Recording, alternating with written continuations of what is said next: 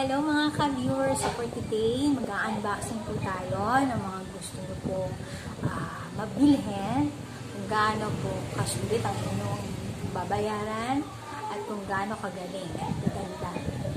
Guys, before tayo mag-start, sana nakapag-subscribe na kayo sa aking channel.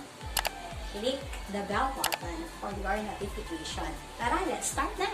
So, meron po ako ngayon dito. Nakikita niyo po, ito po ay ang high-end kitchen cooking machine. So, ito po ay hindi pa po nabubuksan. So, ngayon pa lang po natin bubuksan.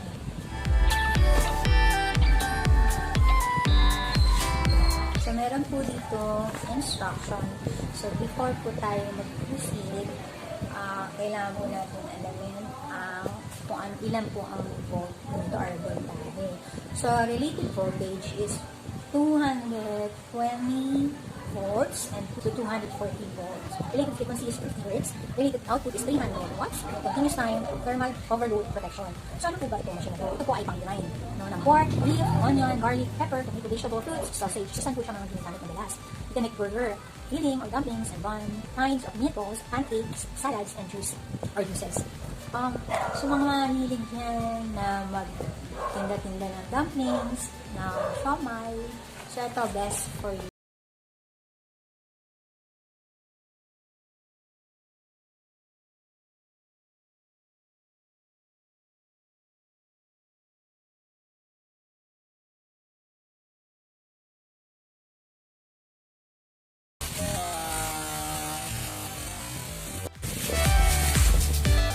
So, ito po, ang pinakasakit po niya is round. Ayan. So, kung wala po kayong round na ipag-plug or saksakan, nakakabili po nito yung pinakasakit po niya sa mga hardware. Okay, ito po ay di-attach. So, baka mamaya mamali po kayo ng hawak. So, dito nyo muna hawakan.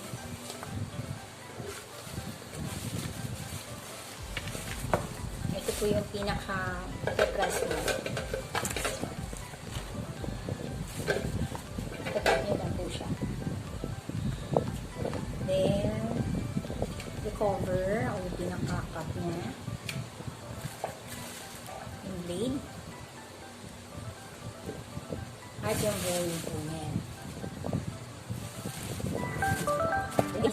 Susubukan natin.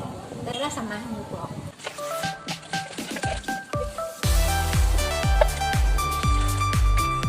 And this is the moment of the truth. So, lalagay natin ang meat, okay, sa pang-grind natin. Be sure lang na malinis ang ating kamay kasi hawak tayo ng meat. Okay. Nalinis ko na rin po ang ating gadget din. Yung ating machine. Okay. So, guys, ito may meron po siyang parang kama. Ikakama nyo lang po siya. Ayan. And kailangan nag-lock lang po siya doon. Ayan.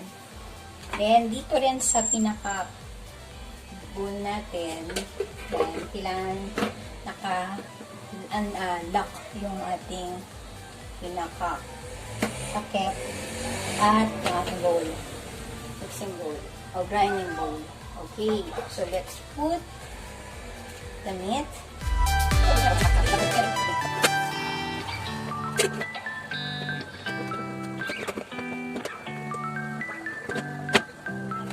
So, sasaksak ko na po.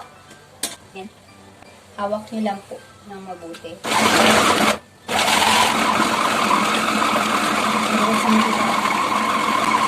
Tatap nyo lang po ito. Ayan.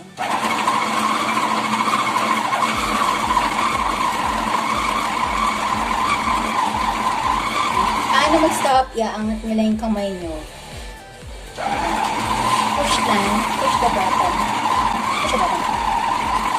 Depende sa kung gano'n nyo gusto yung pinaka-hiwa or gano'n kalaki gusto mong hiwa.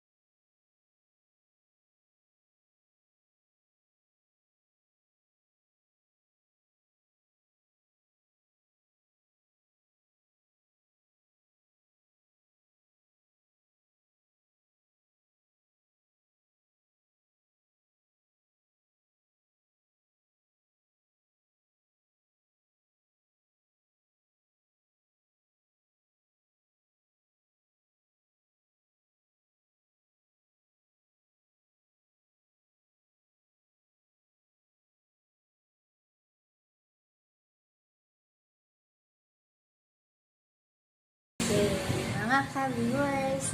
Thanks for watching. Have a nice day and God bless.